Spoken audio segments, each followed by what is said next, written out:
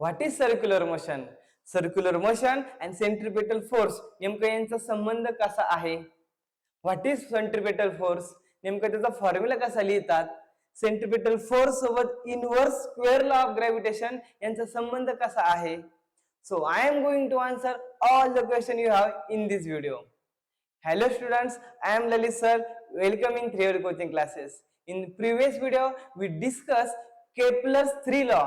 Now in this video, we will see information about the centripetal force and magnitude of centripetal force. किंवा त्यालाच आपण uniform circular motion सुद्धा म्हणतो. So let's start the today's first point, circular motion. आता circular motion म्हणजे मराठीमध्ये त्याला आपण वर्तुळाकार गती म्हणतो. इंग्लिश मध्ये त्याची डेफिनेशन पहा, movement of an object while rotating along a circular path is known as circular motion. म्हणजे आपण त्याला एक वर्ड वाईज समजून घेऊ. पहा, मूवमेंट ऑफ एन ऑब्जेक्ट. समजा आता एखादी दोरी आहे, ती दोरीला आपण दगड बांधलाय आणि त्या दगड बांधल्यानंतर त्याला आपण जर फिरवलं तर ते जे मुवमेंट जे पाथ करतो, रोटेट करतो तो दगड, त्या सर्क्युलर पाथला आपण म्हणतो सर्क्युलर मोशन. ओके, डेफिनेशन खूप सोपी आहे. Movement of an object, movement म्हणजे हालचाल, while rotating along a circular path, म्हणजे एका सर्क्युलर वर्तुळाकार गतीमध्ये जर त्याला फिरवलं तर ती जी गती आहे त्या गतीलाच सर्क्युलर मोशन असं म्हणतात. पहा, tie a stone on end of a strings, take the other end in your hand and rotate the string so that stone moves along a circle. मराठीत आपण त्याला गोफण म्हणतो साध्या भाषेत. पहा, एखादं गोफण दगड बांधल्यानंतर गोफण जशी जोरात फिरवली जाते, सेम तुम्ही इथे एक्झाम्पल पाहू शकता. तुम्हाला आणखी एक दुसरं एक्झाम्पल पाहिजे असेल तर पहा, अशा प्रकारचं बॉल जो स्पोर्ट मध्ये फेकला जातो त्याला सुद्धा अशा प्रकारे स्ट्रिंग बांधली आणि त्याला जर सर्क्युलर वर्तुळाकार गतीमध्ये फिरवलं तर ती जी गती असते त्याला सर्क्युलर मोशन म्हणतात. पहा, अशा प्रकारे ज्यावेळेस आपण एका दगडाला दोरी बांधतो आणि त्याला जे फिरवतो त्यावेळेस त्याला आपण स्वतःकडे खेचत असतो. पहा, as long as we are holding the string we are pulling the stone towards us. म्हणजे आपण स्वतःकडे अशा प्रकारे काय करत असतो, स्वतःकडे ओढत असतो आणि ज्यावेळेस ओढत असतो त्यावेळेस त्याच्यावरती जो फोर्स आपल्या होतोय त्या फोर्समुळे दगड कसा फिरतो, सर्क्युलर मोशन मध्ये फिरतो. आता हे जे एक्झाम्पल आहे ते आहे सर्क्युलर मोशनचं. सेंट्रिपेटल फोर्स, सेंट्रिपेटल फोर्सलाच आपण मराठीमध्ये म्हणतो अभिकेंद्री बल. त्याची डेफिनेशन काय होते पहा, a force acts on any object moving along a circle and it is directed towards the centre of the circle. This is called the centripetal force. म्हणजे आपण पहा डेफिनेशन आता वर्ड वाईज समजून घेऊ. सेंट्रिपेटल फोर्स कसा असतो, असा force, a force acts on any object, कोणत्या पण ऑब्जेक्ट मध्ये तो आपल्या होते. कधी? Object moving along a circle. ज्या वेळेस एखादा ऑब्जेक्ट एका सर्कल वरती मुव्हिंग करते म्हणजे सर्क्युलर मोशन मध्ये आहे and it is directed towards the centre of the circle. आणि त्याचं जे डायरेक्टेड टुवर्ड्स कोणाकडे असतो, तो सेंटर कडे असतो. पहा, आपण त्या बॉलला पण आता पहा फिरताना पाहिलंय, तो फिरताना जो कोणाकडे खेचतो, सेंटर कडे खेचतोय. आतमध्ये जे खेचला जातो त्या आतमध्ये खेचणाऱ्या फोर्सला आपण सेंट्रिपेटल फोर्स म्हणतो. आपण इथं जी दोरीचं एक्झाम्पल पाहिलं मागच्या याच्यामध्ये व्हिडिओ जो दाखवला पहा, त्या व्हिडिओमध्ये पण जी दोरी आहे त्या दोरीला काय करतो आपण आतमध्ये खेचतो. अशा प्रकारे दोरी सर्क्युलर गतीमध्ये फिरते आणि सर्क्युलर गतीमध्ये फिरताना जो आतमध्ये फोर्स लागला जातो त्या फोर्सला आपण म्हणतो centimetre force. The moon go to around the earth, म्हणजे जो आपला अर्थ आहे त्या भोवती चंद्र फिरत असतो.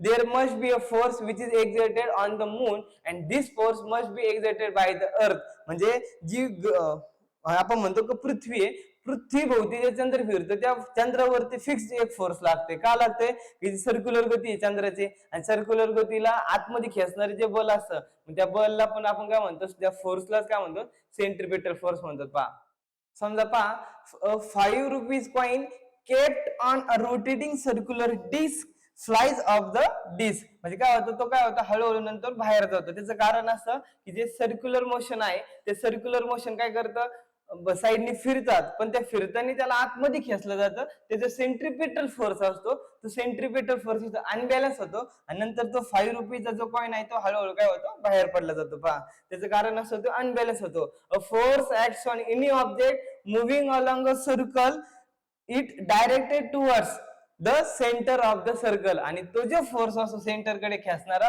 त्या फोर्सलाच आपण काय म्हणतो मग सेंट्रिपेटल फोर्स. अशा प्रकारे त्या कॉइनला ते आतमध्ये घ्यायचा प्रयत्न करतो पण अनबॅलन्स फोर्स झाल्यामुळे तो कॉइन काय होतो, बाहेर पडला जातो आणि या फोर्सलाच आपण काय म्हणलंय, सेंट्रिपेटल फोर्स. आता सेंट्रिपेटल फोर्स ही जी डेफिनेशन आहे ती अशा प्रकारे आपल्याला समजली.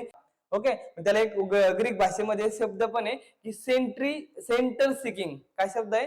सेंटर सिकिंग म्हणजे केंद्राकडे जाणारा, केंद्राकडे आकर्षित करणारा बल. ओके, कोणत्याही प्रकारचं बल जे आहे जे केंद्राकडे आकर्षित केलं जातं त्या बलला सेंट्रिपेटल फोर्स असं म्हणतात. स्वतःकडे खेचतो. समजा if a planet is revolving around the sun in a circular orbit in uniform circular motion. म्हणजे जर समजा एखादा प्लॅनेट आहे, समजा ती पृथ्वी, आपली पृथ्वी या सन भोवती एका सर्क्युलर ऑर्बिट मध्ये फिरत आहे, then the centripetal force acts on a planet towards the sun. म्हणजेच काय, जो सेंट्रिपेटल फोर्स आहे तो काय करतो, त्याला पृथ्वीला आपल्याकडे खेचण्याचा प्रयत्न करतो. ऑलरेडी पृथ्वी पण एक मोशन मध्ये आहे आणि सन काय करतो, त्याला आतमध्ये खेचायचा प्रयत्न करतो. पण ते पण एक प्रकारचं उदाहरण झालं का कशाचं? Centripetal force. पहा, तर अशा प्रकारे सेंट्रिपेटल फोर्स हा प्रत्येक प्लॅनेट वरती अप्लाय होतोय. तर अशा प्रकारे सेंट्रिपेटल फोर्सचा एक फॉर्म्युला तयार होतो. F is equal to mv square upon r, where m is the mass of the object, v is its speed and r is the radius of the circle. पहा, m म्हणजे कोणाचं मास झालं? आपल्या सनचं मास झालं. v म्हणजे काय? स्पीड. आणि जी r आहे, r म्हणजे काय झाली? रेडियस झाली. पहा, म्हणजे याचा आपल्याला फॉर्म्युल्यासाठी यूज होतो की v म्हणजे स्पीड, त्यानंतर आर म्हणजे रेडियस आणि एम म्हणजे मास. आणि यापासून आपला सेंट्रिपेटल फोर्सचा फॉर्म्युला तयार होतो. काय? F is equal to mv square upon r.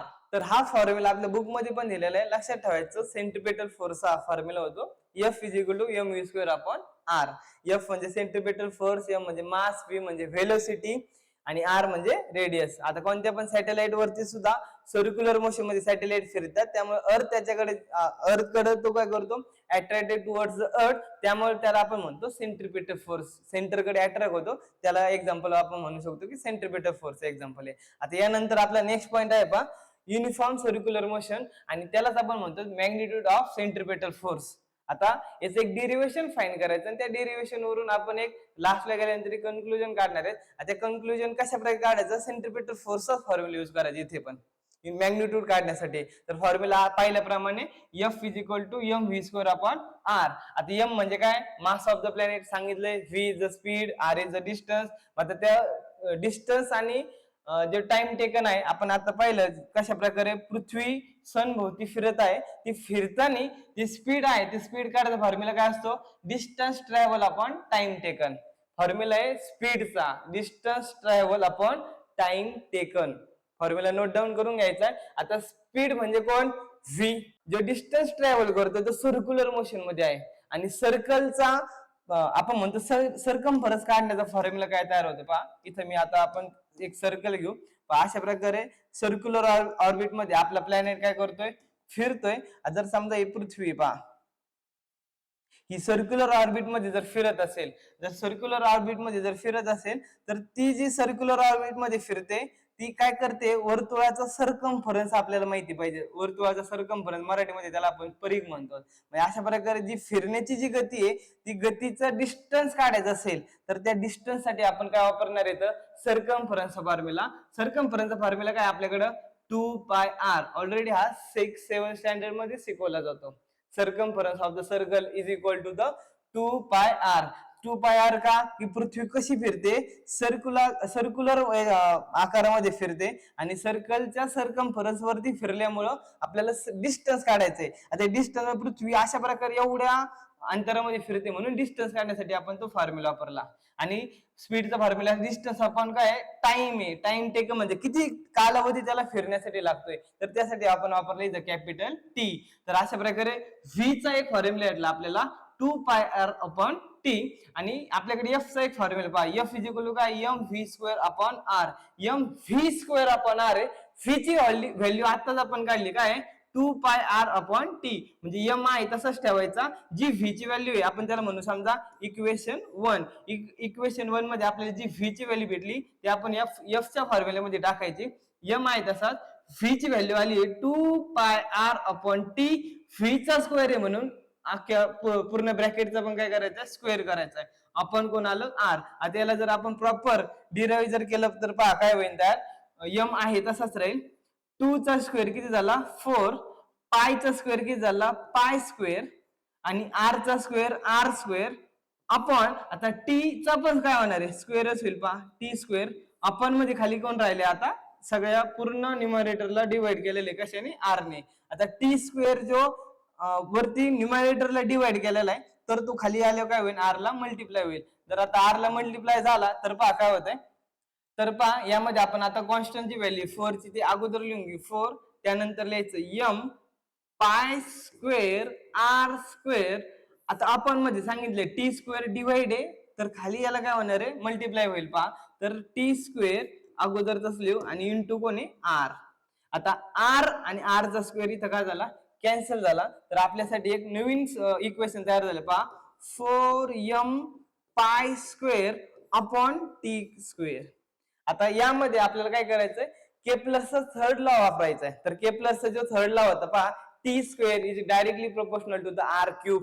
त्यासाठी आपल्याला एक थोडस चेंजेस इथं करून घ्यायचं आहे त्याला काय करायचं आहे पूर्ण होल टर्मला काय टर्म आहे इकडे पाहून घ्या 4m pi square upon T square या पूर्ण होल टर्मला आपल्याला मल्टिप्लाय करायचंय multiply and dividing by R square दिलेले इक्वेशन आपण लिहून घेऊ काय इक्वेशन होतं पहा 4m pi square into R upon काय होतं टी चा स्क्वेअर ऑलरेडी आर स्क्वेअर आपला कॅन्सल झालं आपण लास्टच्या पेज वरतीच पाहिलं होतं की आर स्क्वेअर इथं काय झालं कट झालं इथं कोण राहिलं तर फक्त आर जसं तसं आपण इक्वेशन लिहून घेतलं 4m pi square R upon T square आता ह्या पूर्ण टर्मला काय करायचंय multiplying and dividing by R square आता आर स्क्वेअरने मल्टिप्लाय केलं आणि डिवाइड केलं तर काही आता तसं पाहिलं तर कोणत्या संख्येला गुणलं आणि भागिलं तर काही फरक पडत नाही ती आहे ती संख्या भेटते म्हणून आपण त्याला पण मॅथ्सच्या या रूलचा वापर करून इथं आर स्क्वेअरने मल्टिप्लाय आणि डिवाइड करून घ्यायचं काय करायचं ते अगोदर सांगितलं केप्लरच्या लॉचा आपल्याला इथे युज करायचं त्यामुळं